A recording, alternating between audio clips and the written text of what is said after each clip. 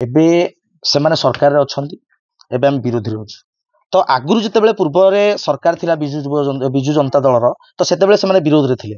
ଏଥିପାଇଁ ତ ଆମେ ସାମ୍ବାଦିକ ସମ୍ମିଳନୀ କରିଥିଲୁ କି ସେମାନେ ଯୋଉ ବାରମ୍ବାର ବିଧାୟକ ନାଁ ନେଉଛନ୍ତି ସେ ମିଛ ଗୁଜ, ତେଣୁକରି ଏହା ଭିତ୍ତିହୀନ। ଆଗକୁ ଯଦି ଏମିତି କିଛି ହୁଏ ତ ନିଶ୍ଚିତ ଭାବରେ ଆମେ ପ୍ରତିବାଦ କରିବୁ ବିଜୁ ଯୁବ ଜନତା ଦଳ ତରଫରୁ।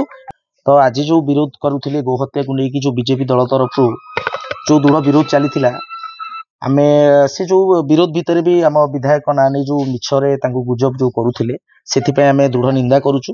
ଏବଂ ଦ୍ୱିତୀୟତଃ କହି ରଖିବାକୁ ଚାହେଁ, ଏବେ ସେମାନେ ସରକାରରେ ଅଛନ୍ତି, ଏବେ ଆମେ ବିରୋଧୀରେ ଅଛୁ। ତ ଆଗରୁ ଯେତେବେଳେ ପୂର୍ବରେ ସରକାର ଥିଲା ବିଜୁ ଜନତା ଦଳର, ତ ସେତେବେଳେ ସେମାନେ ବିରୋଧରେ ଥିଲେ।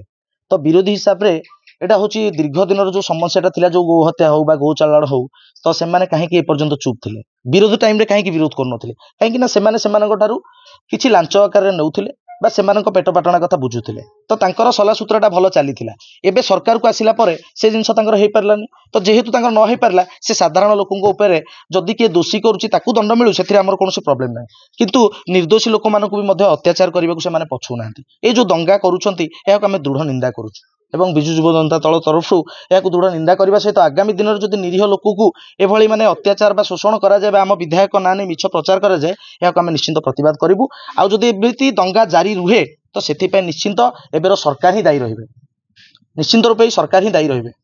ତ ମୁଁ ରଖିବାକୁ ଚାହେଁ କି ଏମିତି ଦଙ୍ଗା ନ ହେଉ ବା ସାଧାରଣ ଲୋକ ନିରୀହ ଲୋକଙ୍କ ଉପରେ କୌଣସି ଅତ୍ୟାଚାର ନ ହେଉ।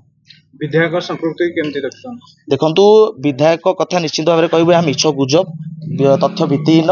ତେଣୁକରି ଏଥିପାଇଁ ତ ଆମେ ସାମ୍ବାଦିକ ସମ୍ମିଳନୀ କରିଥିଲୁ କି ସେମାନେ ଯୋଉ ବାରମ୍ବାର ବିଧାୟକ ନାଁ ନେଉଛନ୍ତି ସେ ମିଛ ଗୁଜବ, ତେଣୁକରି ଏହା ଭିତ୍ତିହୀନ।